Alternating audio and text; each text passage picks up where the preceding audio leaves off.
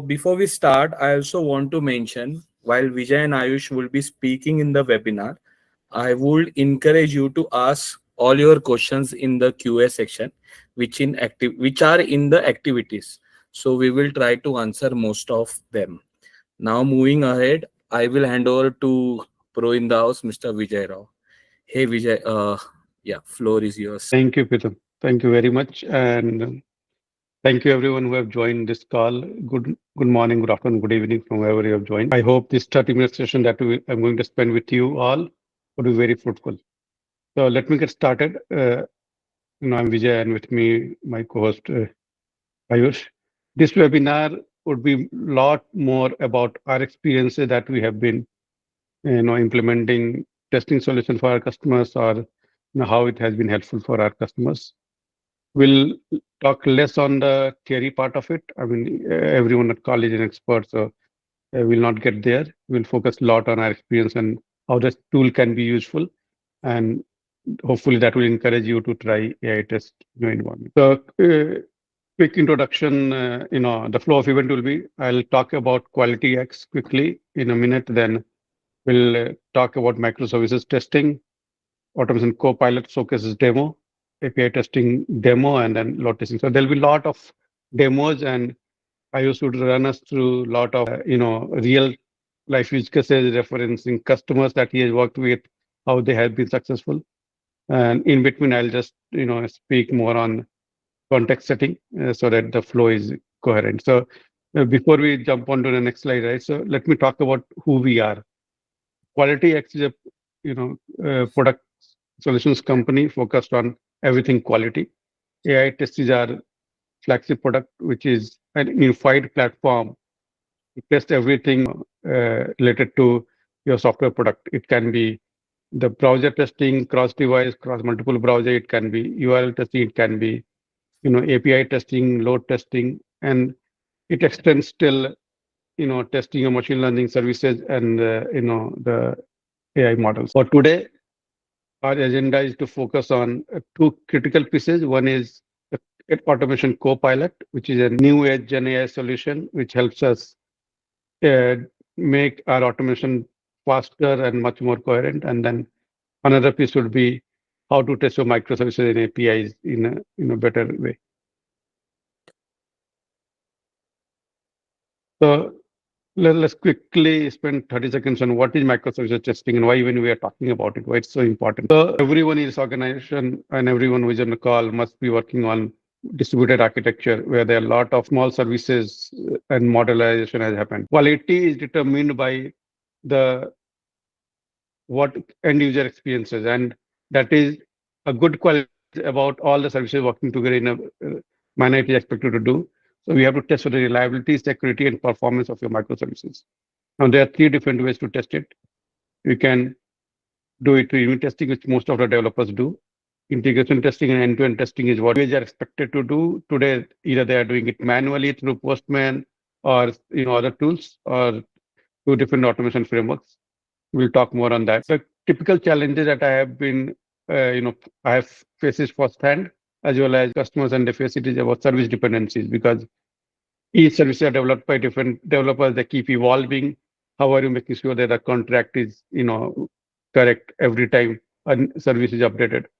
Scalability, because one poor service can completely become a bottleneck for entire application scalability. That every service has to scale and for sure data management. So with this, now with that context, let's talk about what is automation Copilot and how it's going to help. So Ayush. Thank you, Vijay. So automation Copilot. Copilot here is where AI test helps you create your code. So I'll start with basically normal QA is like we identify use case we want to say test it out. It could be simply going on website, searching for the particular product or just listing a say list. Okay. So for that I have a product that's a Marxeed. The Marxeed is a product where it's a AI-based content marketing content recommendation on the keywords that we search for. So that's say, and I want to test a use case. The use case would be simply as I want to check how many boxes are there and what's the data coming in this particular boxes.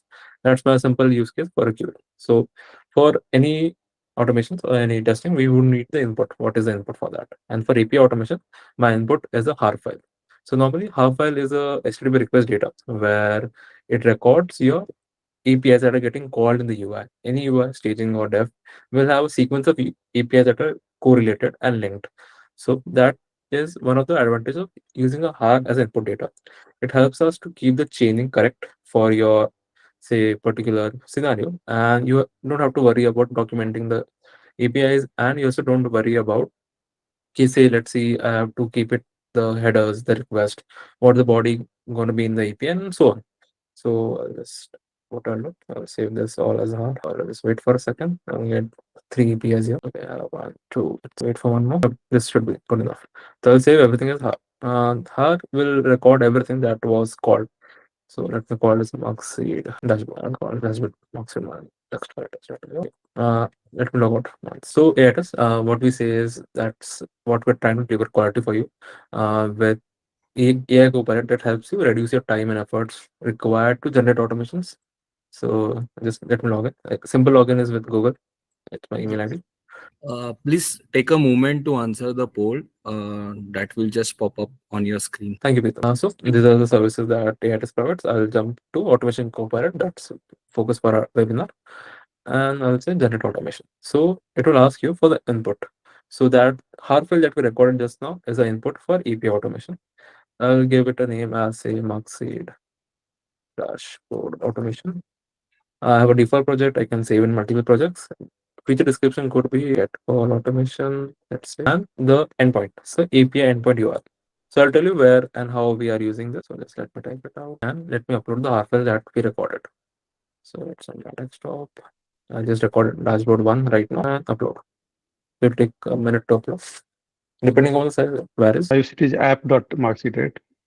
No, that's a good question. So app.master.com is the web URL.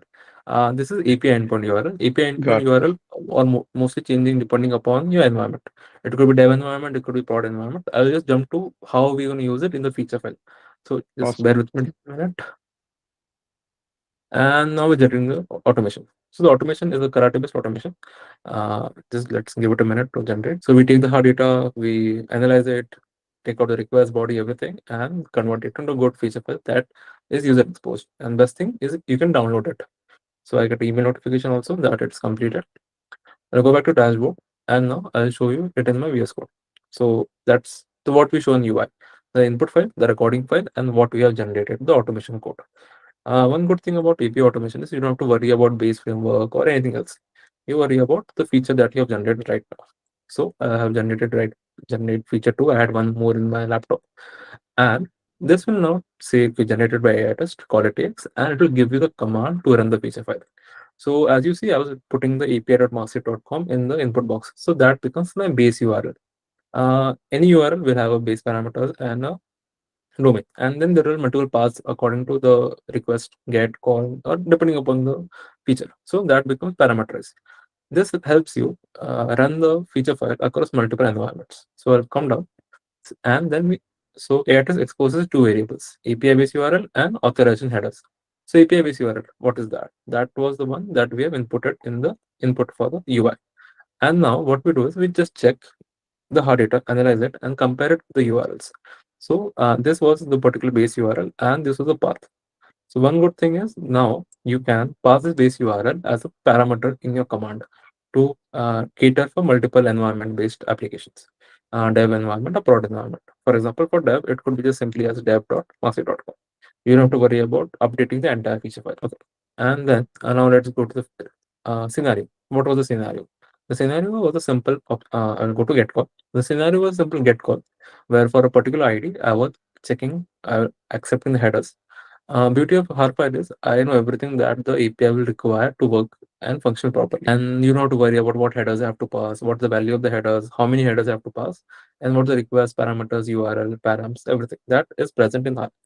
And then what we add is we add assertions, data assertions on the response of the API. So the API is respond 201 or 204. It's a redirect URL 301, 304, depending upon the actual status code at the time of when the R was generated. Match that. And for get APIs or say post API, I will match the request. I have a get API right now, so I will match the response. And as you can see, social target accounts ID, these are the boxes that are present on the dashboard. So I can assert specific IDs and the value that, say, for example, this ID is going to give me. And I have around, say, 1, 2, 3, 4 calls. And they are in the same sequence that was recorded in the half-file. So this take care of the chaining and the sequencing of APIs. Normally, how do we record APIs? We have a collection or Swagger, and we have in the modules. So I have 5 audit modules, or say 2 APIs for login, logout, and 1 APIs to get the data. And they are in chunks. When they go on UI, they are linked to the proper sequence and a proper use case. So at times when you want to test a scenario, say login scenario, you'll call 5 audit APIs, you'll call 1 login API. And in the Postman collection, get confused. Okay, which one to call first? When you have a good web app, you just record the scenario, and the recording will have the API sequence properly. The IDs are exchanged between APIs, the responses are exchanged between APIs, and that gets recorded. And then while generating the feature file, you will have the scenarios listed in that particular sequence. So this scenario could I can rename it to say Marxeed dashboard APIs. That's all. I will add one more thing. So, for example, I would want to make this feature file a bit more dynamic, more parameterized. And say I have to now check my boss is saying, okay, pass 10 IDs in this and make it more dynamic. So, how can you do that? So, Karate also gives a good option of adding, just give me 1 second, an example block. So, you'll think, where is that coming from? So, we will give you a sample code on top of the feature file. So this will give a sample scenario. How can you make your custom scenario data driven? Data driven as in passing multiple inputs and expecting output from that. So let me just copy this block examples and say I want to parameterize this particular get call. So just let me paste it here. I will uncomment it, and that's it. So for example, now this particular ID has this parameters application. So I would say let's call it ID, and then I will use this here. I have only one parameter, so I don't need this. I'll remove this section, and here you go. And this becomes my say UID. It's now string, but you can pass the actual data, and there you go. So what will happen now? The scenario will iterate over the examples for this particular scene. So API v1 status will iterate over ID1, and then I can simply pass multiple IDs here. So I say some random string. I'm not giving actual data here, and that's it. This is my examples, and this can then iterate over it. I will give one use case. We had one of our client that was into e-learning, and e-learning platforms. There are multiple users signing up on the same course. So they wanted to do is if my 500 users are coming up, they are able to sign up in the course or not. The simple is a contact ID was there for each student, and what we did is we had a single scenario, a login scenario. And then how we parameterize it was just adding 1,000 IDs here. It could be a simple Excel file also, depending upon the easiness you want.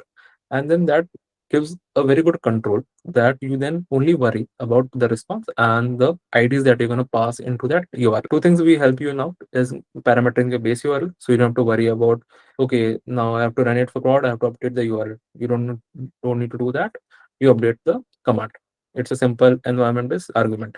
Second is I don't have to copy paste this entire scenario for multiple IDs. Normally in Postman, if you want to check for IDs, you update the URL, you update the body.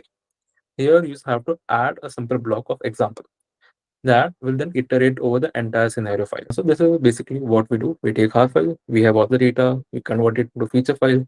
It's a Karate based application. You don't have to worry about base frameworks, you don't have to worry about setups, everything. You only worry the feature file. You read it, it's a simple plain English. You can understand it. What's the URL, what's the header that is going to pass, and what assertions I have to do. As it's a BDD based framework, it's behavior driven. What the behavior of the API is going to be. And then you can have multiple assertions on that. And then I covered how can we make this feature file, say parameterize for multiple IDs. So that's how we pass it.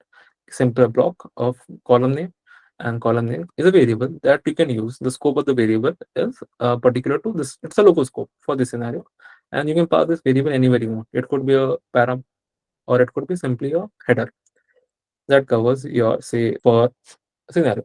So what I'll do, I'll revert it back to that because I need the UID. Yes, this should do it. So now that's the part of how we generate your feature file from your half file. Back to you, Vijay. Thanks, Ayush. Let's go back Yes, to the deck. Yeah, just a moment. perfect. So I think this is very good. So now what we learned so far is how to test an API in a real world use case. And while you can also do it siloed into Postman and through API test also, through AI test also, I will show us how we can do a silo API testing. But critical is how can we have them, tested together. So before we move to testing, right? Because what we saw is the code generation, which is a part. The real meat is in execution because that's where you find the issue. That's where you make sure that your product is eligible. So we all understand why API testing is important. So I don't have to talk about that. But there are three ways to test APIs, right? One is unit testing again, using PyTest or JUnit or whatever framework that we are using, and that generally developers have to do that. Then integration testing and performance testing are two areas where we as a QA get involved, and we have to make sure that the product is eligible.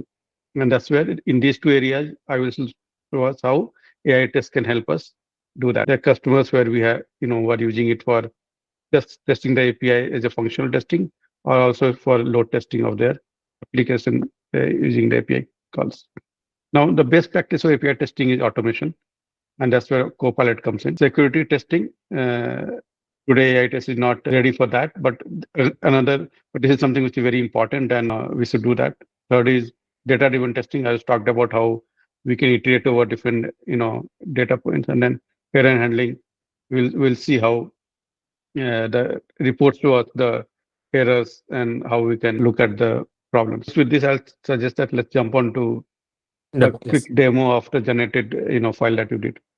Yes, thank you. Okay, so let's go back to AI test. So I have the feature file. Just download it again because I was playing with it. So let's download it for a second. And it's 3. Okay. And then we'll go back to API test.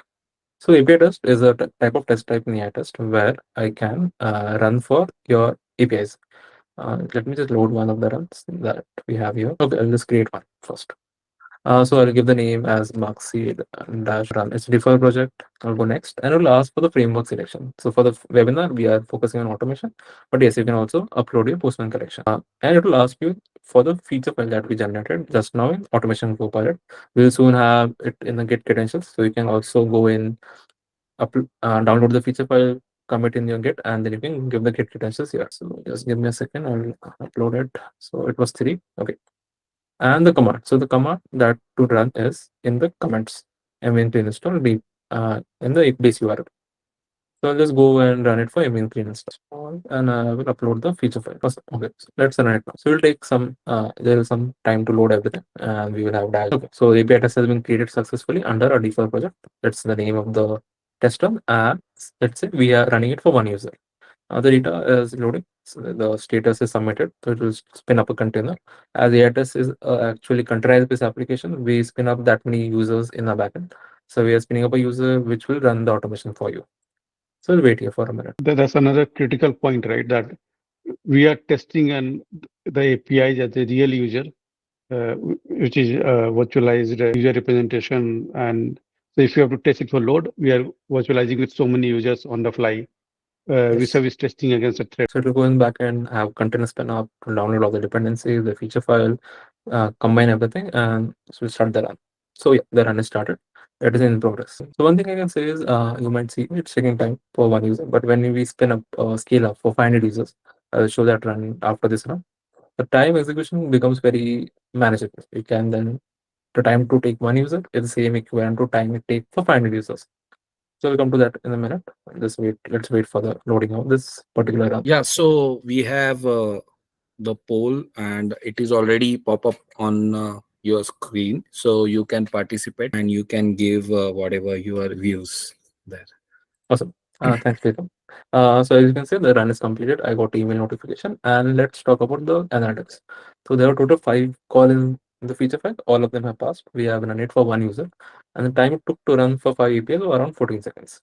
I have 5 test cases because there were assertions on each scenario. And let's see the analytics. As we had only one user, so time it took was 14.68 seconds. I will show the analytics of 500 users. That will make more sense. And it was a 100% successful run.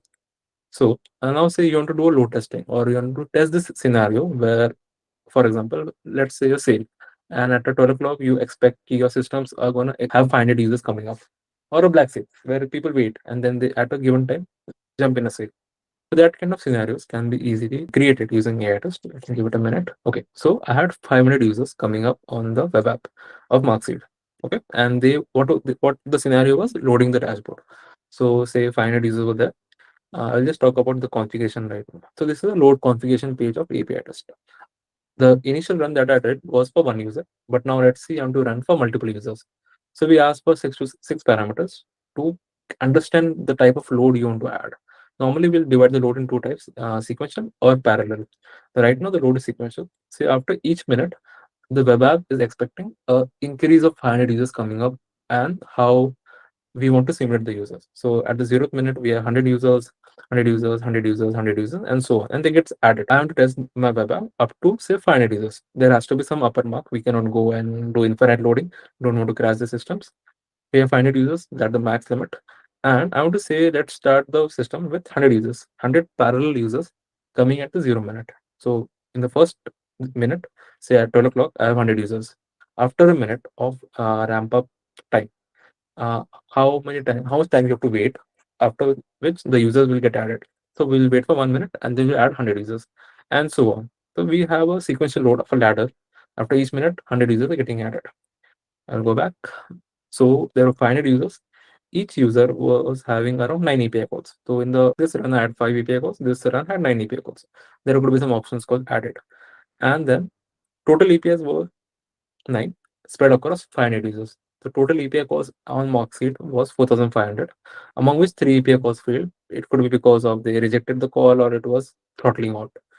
And then let's say go to analytics. Now this is where we get some idea. Okay, so top 10 users passed and failed. So initially, say the 404th user started to have failures. This failure happened because it might have got a rejection from the server. I am not able to handle that much requests. And then there's only top 3 users that failed, and then there's the top 5 users that were able to complete the run. Main thing is you want to understand how was the SLA of the APIs. Was it within 2 milliseconds or 2 seconds, whatever is the web app SLA. And to complete 9 APIs, user 328 took around, say, 10 seconds. So this is where I can tell you, among the 500 users, these are top 10 users which took the most time. These were the very slowest user, or because the UI was not loading, or the APIs was responding very slowly, because there's actual substantial load on the API. And took 10 seconds to load. This one took 9.98 seconds. So 500 users, each user running for 9 API calls and spread across 100 users per minute. And total API calls of 4,500. I can go and just show a report how it looks like. So right now we are showing karate-based reports where you can see what was the API, what the API responded, and what was the response of the API. So okay. So for example, Marxeed.com, and it was able to assert that specific dashboard, that the data that was coming up, and everything passed here. That's it. I can show you one failed report. So let's see why it failed. So there was one API that failed. So we can check that. Okay. So the option called failed. Okay. And why did it fail? It was failing because okay, it was not able to handle that request for 1.3 seconds. The server did not respond back. So yeah, it this is the where you can running on Postman. You are running it at one silo, one user, one QA, one laptop, testing the API. Everything's working properly. But when that system gets scaled up and say the same API getting called 500 times, that scenario getting it actually created becomes hectic. So AITest gives you a very simple idea. Give me the automations, and then I will add the users for you in the way you want, and you can see how your APIs are responding.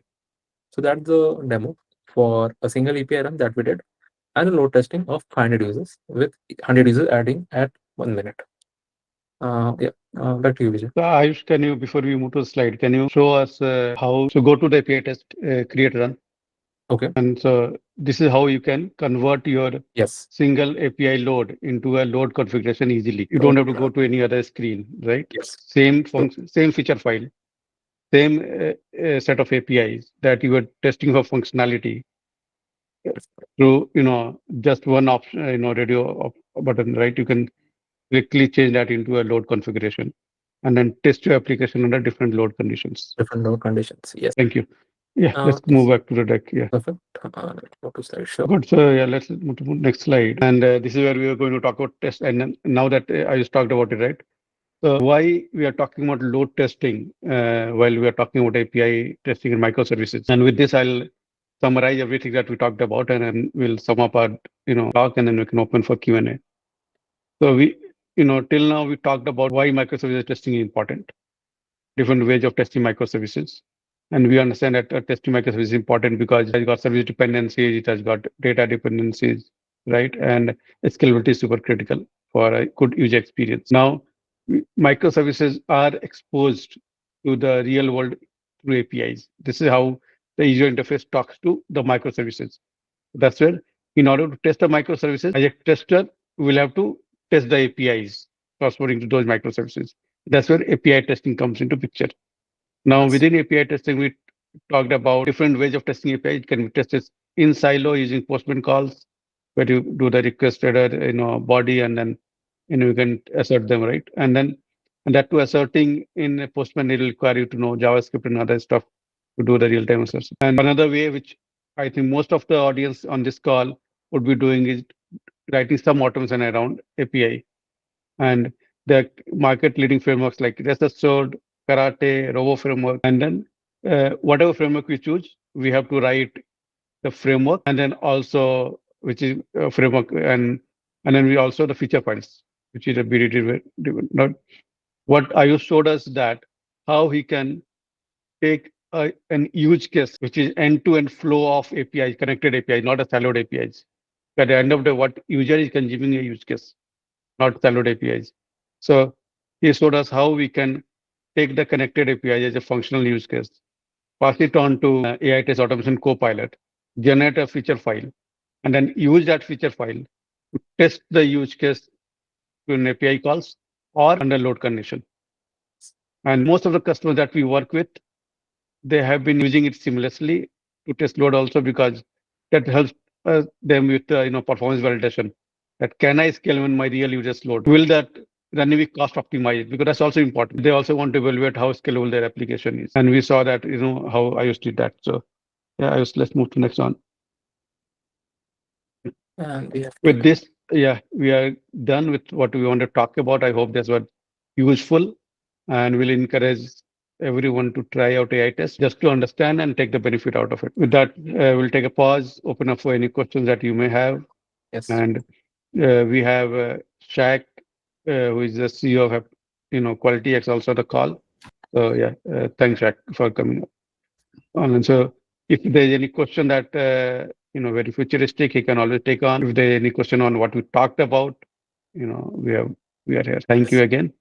Thank you. Open for any questions. So Pritam, whatever questions have come up, you may like to read them while others put more questions. Yes, there are three questions. So first question is, what types of report do we get after execution? Okay, good. So that's a very good question. What we focus on, if I just focus on API automation, because there are other different report types. Just for the API testing, the typical report that we get is the throughput, the response time, the pass-fail ratio, statistics. And then the moment we get into load condition, and it is top 10, failing issues, or top 10 passing issues, or top 10 highest time taking, calls, right? Focusing on that. And then eventually it will be adding more reports. Eventually we'll have more reports around the, error conditions, how many errors we are getting, what kind of errors we are getting, what kind of status code we are getting, right? All that will be added as we move ahead. Yeah, Also, and then one thing, just we a also have, clarification there. In terms of reporting, the team also made these reports available as CSV downloads. So which means all the data is yours once you have it. So you can access the reports through our dashboard, through, for example, the Karate front end. And then eventually, if you want full access to the data, no issue, we give it to you today as CSV. In the future, Vijay is building connectors to other more enterprise-centered reporting tools. Thanks, Ritam. Another question? Yes. So another question is, can we simulated a realistic load and stress testing scenarios for APIs? Yeah.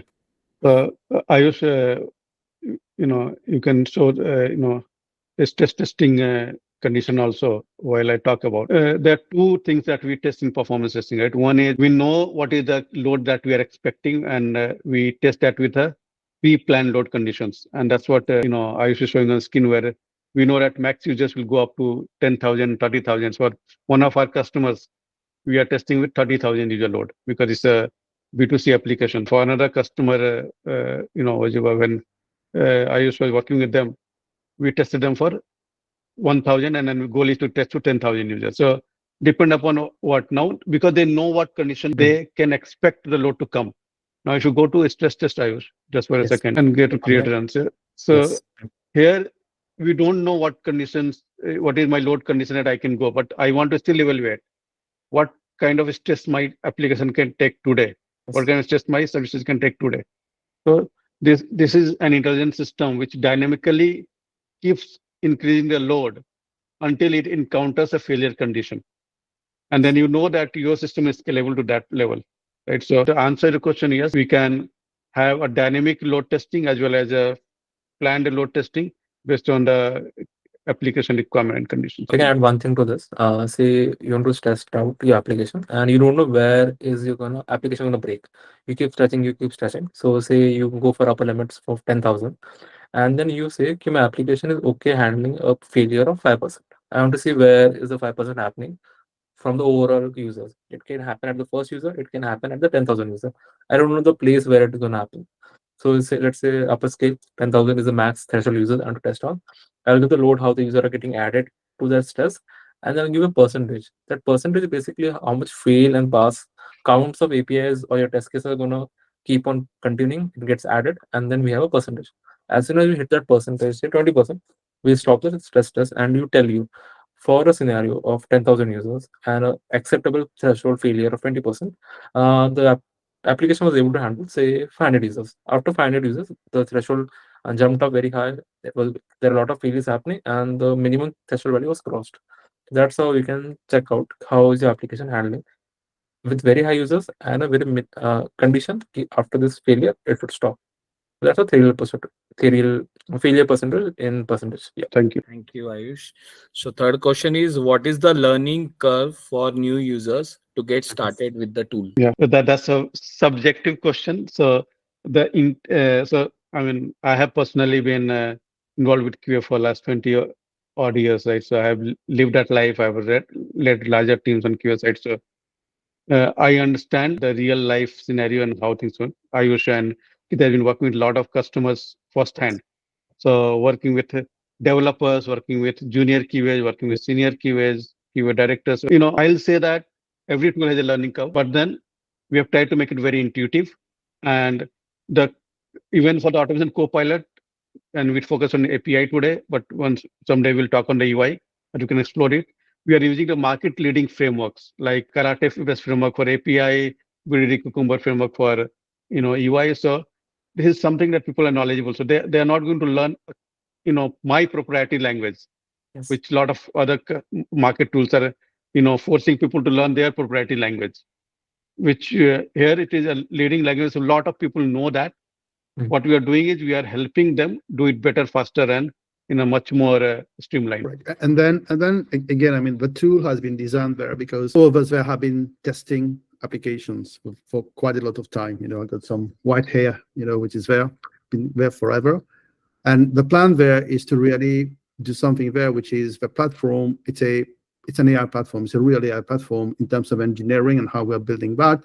So that's, again, a subject of another topic. But the whole idea there, we're using a lot of automation to generate code, right? So it's similar to, think about it just like a GitHub Copilot. This is similar, but this is a quality assurance testing Copilot. That's what it does. So we are looking into that.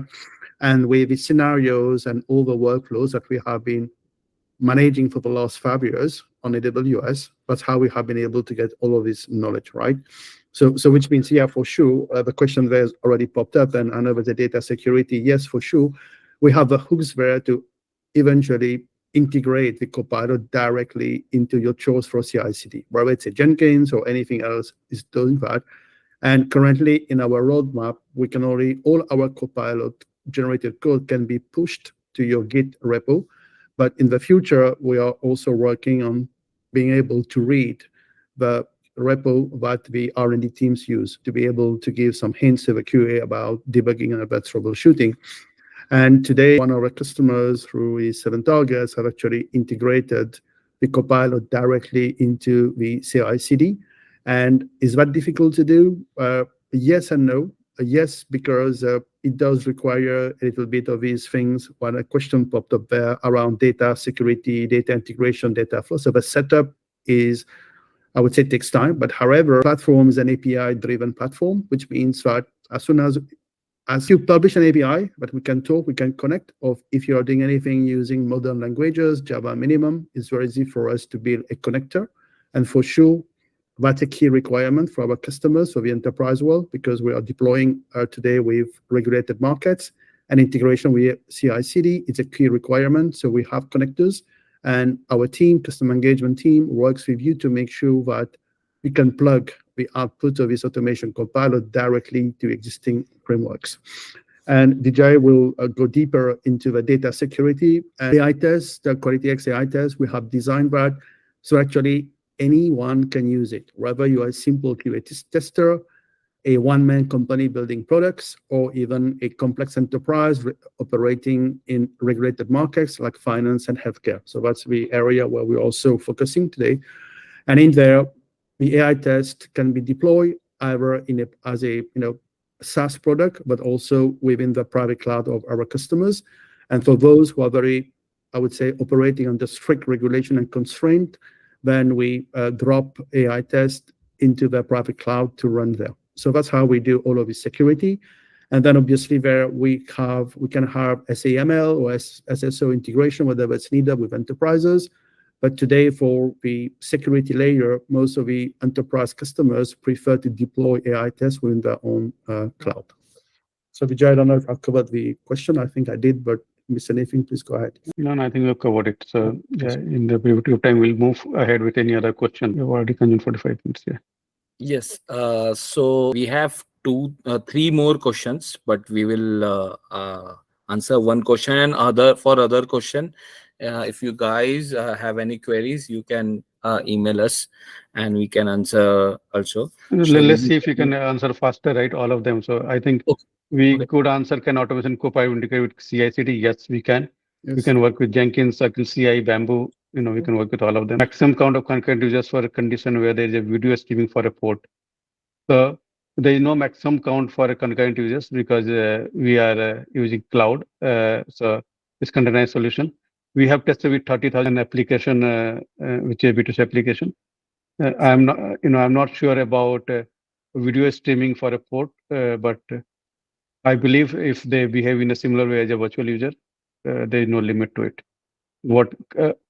So we have tested with 30,000 users, so we know that for the customer is working, but the application will take also. I hope I'm answering that question correctly. Does automation Copilot support testing of APIs across different protocols such as REST, GraphQL, etc.? Today, so yeah, it supports everything. REST, SOAP, GraphQL, it doesn't matter. We test across everything, and we have today integration with Karate, and then we are adding more frameworks as we move ahead because industry has different framework flavors, right? We don't want to just bucket with one. Karate is more leading, so we started with that. Is this too limited to API testing only, or we have other models like ETL automation? Shrikant, today we don't have ETL automation with us. Today it is focused on cross-browser testing, functional testing, API testing, load testing, machine learning services, and AI testing. ETL is something in our plans, but yeah, today we don't have that. Does this tool support data-driven testing if I want to say API requests? Yeah, I mean, I showed that, yes. The data can be added in the feature file as a set of examples, or it can be and CSV Excel-driven stuff. Does the automation Copilot handle version control and change management for test scripts?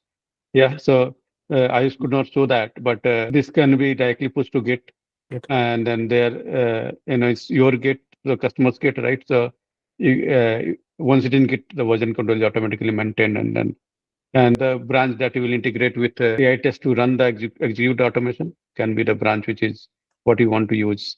Yes, right. Yeah, so I have to answer the last questions in hurry, but yeah, I hope I have covered everything. And if there is anything more than welcome to talk on this.